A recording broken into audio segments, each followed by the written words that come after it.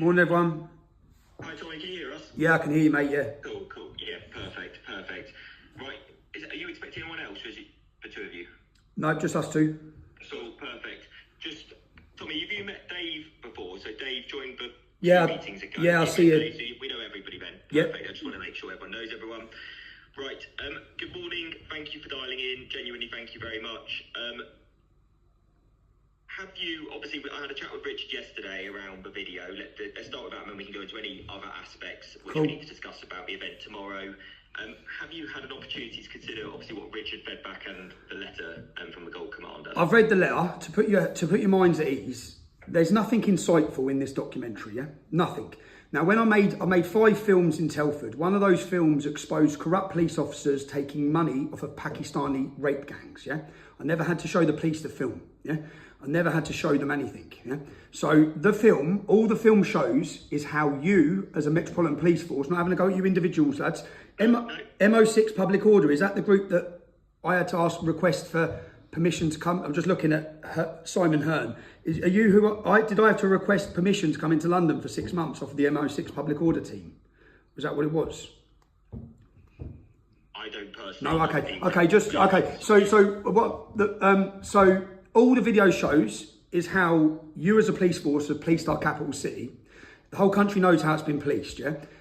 That's it. So there's nothing you need to see. You know I think you know how you've policed us. You know how you've policed them. All we want is a safe day.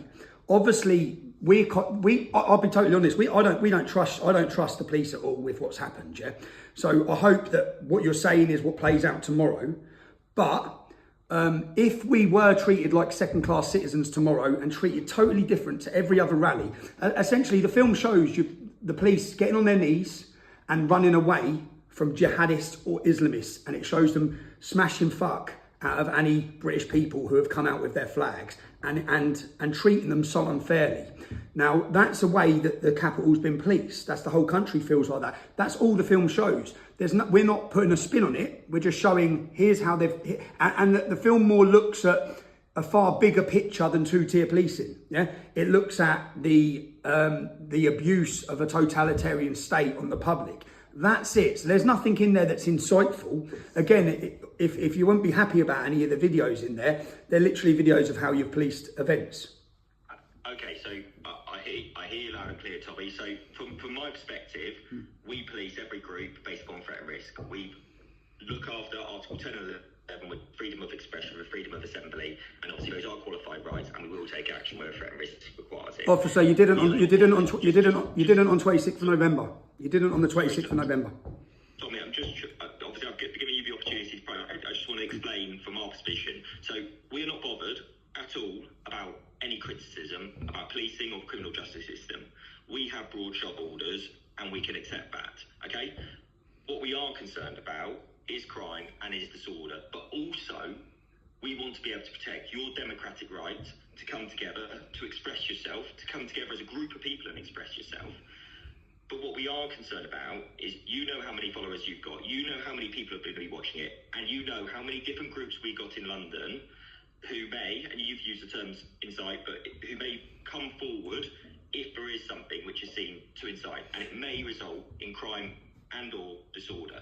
So we really want to work with you to allow you to exercise those democratic rights which I've just mentioned. What are your concerns of? What are your honest concerns? Can I just finish? Yeah, go on. What we also need to do is we need to police your demonstration, other demonstrations across the line, the other events, so Trooping with Colour, the Champions League football final, and therefore I do believe it is reasonable for us to ask to view it. What are your actual concerns? Are your concerns? Hold on, Richard. Are your concerns? Are your concerns that there's going to be something in there that might inflame other communities? Is that your concerns? Just so I know, is that what your concern is? Because there's not. There's nothing in there that's looking at other communities. There's nothing in there that can be inflammatory towards the Islamic community. There's nothing in there if that's what your worry is. Yeah. Essentially, we had people who wanted to burn flags. There's nothing like that happening. Yeah. That's not the optics we want. There's nothing in the film like that. Honestly, there's nothing. I just find it totally unreasonable for a police force to be asking to see a journalist's film. Yeah. We have freedom of speech. We have freedom of the press. I made a film. I'm a journalist. And I'm going to play the documentary. It's unreasonable and it's overreaching of the police to interfere in what our film is in our film. As I've said, there's nothing insightful, nothing breaks the law. It's not inflammatory towards other communities. I promise you that. Yeah, it's not. Okay, there's not. Essentially, we had a video put forward. We had videos, and people are asking to play videos on Mohammed. There's nothing like that happening. I assure you. Yeah, there's nothing. It's a very. We're talking about freedom of speech. We're talking about the government and the establishment and the power that we feel is being abused. That's it. Okay, but you will appreciate showing an hour and 15-minute video in Parliament Square is unprecedented.